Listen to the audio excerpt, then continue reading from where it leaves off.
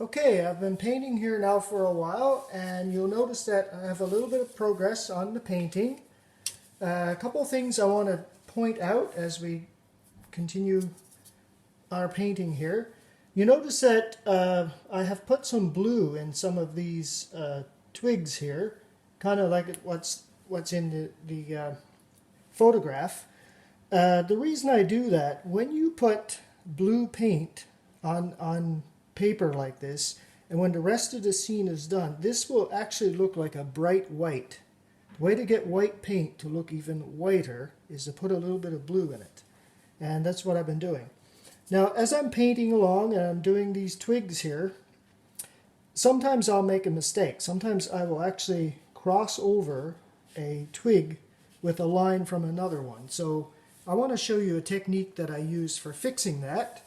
I will always have paper towel in my hand when I'm painting. As you can see here, I have my palette, and underneath the palette I have a piece of paper towel. So when I run into a situation where I've accidentally done a line across or whatever, what I do is I wet my brush, make sure it's clean, and let's look at, for example, this one here. I've gone over. This should not be here. So what I do is I take the water on the brush and I just rub it back and forth like this, and I can actually lift the paint right off the paper. If I don't get it perfectly off this technique, there is another technique that we'll look at later on. But this is how I keep the twigs looking,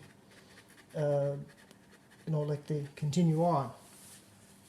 Another thing is, as I'm putting in these shades right now, it's still kind of blended, but later on I will go through with a really fine brush and I will put in all the nice lines in here to make it look like there's lots of grain in the wood. And so also, I know I'm painting the log, but I have to put these twigs in, otherwise I will actually paint over them and I won't know where they are, so I have to kind of do it a little bit at a time. So I will continue to paint, and what I'm planning on doing is doing this section, and then I will come back and I will point out some of the techniques that I used and how I achieved what it will look like. So we'll start up the video again in a little while. So here's our progress so far. I've roughed out the log, which we said serves as sort of the backdrop for our scene. In our scene, this old log here, it's from our perspective, is actually further away than the vegetation, which is closer. So this serves as our backdrop, and then we'll put in the vegetation later. The next step in this painting is to define the perimeters of this log. And the way we do that is we paint in the things right around the edge, right around the perimeter, and that defines where the log is. And then later we can put in all this vegetation, and that will give the effect. Now, one of the things you notice about this scene is that there are some twigs on top which are quite a bit lighter than some of the shading in the log. And if you notice this twig here, I've accidentally put a little bit more paint on that than what I would like to. Now, in watercolor painting, to get something that's really light in front of something behind, there are 2 or 3 ways you can do it. I'm going to show you one now, and later on I will show you another technique that I use.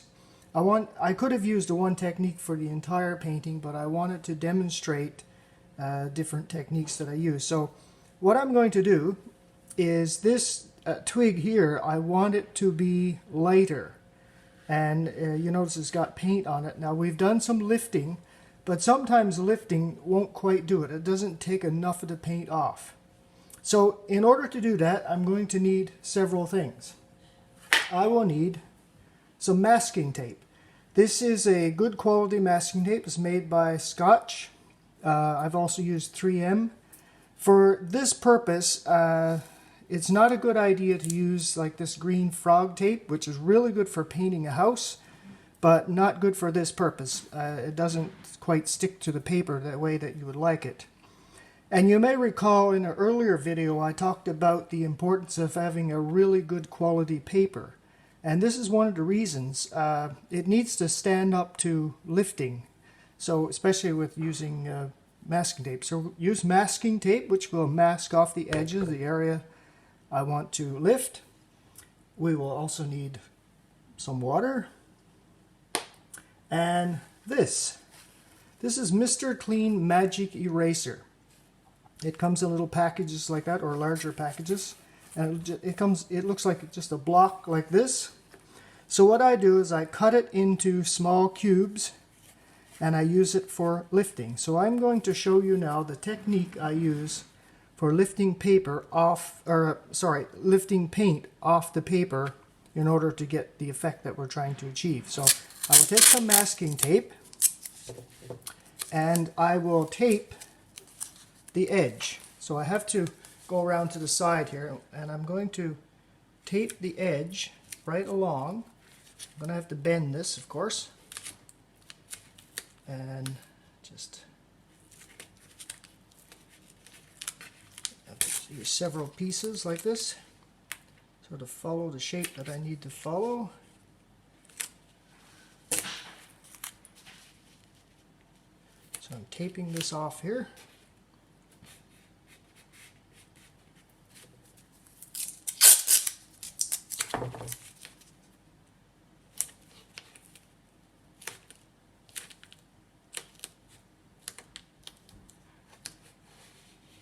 On that side, and then I'm also going to tape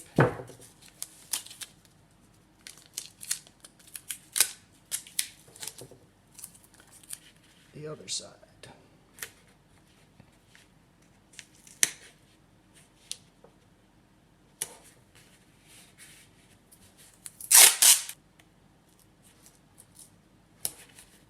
So what we're trying to achieve here is we're going to take this right back to the white color of the paper.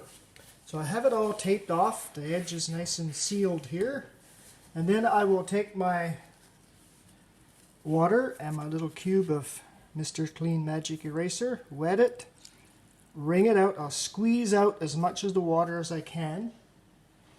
Then I will take it and I will start lifting the color, and you will see that it comes right back to the color of the paper.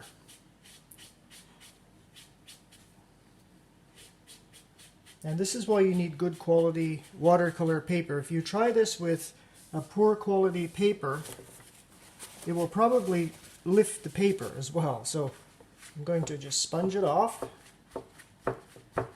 Get as much of the water out as well as I can. And then I will just peel off the masking tape slowly. And you will see we have a nice clean edge.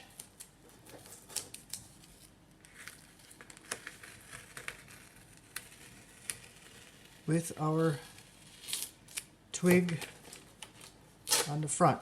So I tore my stretching paper here, so I'll just take a bit of this and just tape over this. Okay, so now you notice that this twig here is nice and light. If I wanted it lighter, I could have just scrubbed it a little more, but I would like a little bit of color left in it. And the same will apply for this twig here and these and all the others. It's just going to take a while to do all of this, but at the end you get a really nice clean edge. So I'm going to continue painting. I will define the perimeter around this log, and we'll check in again later to check on the progress.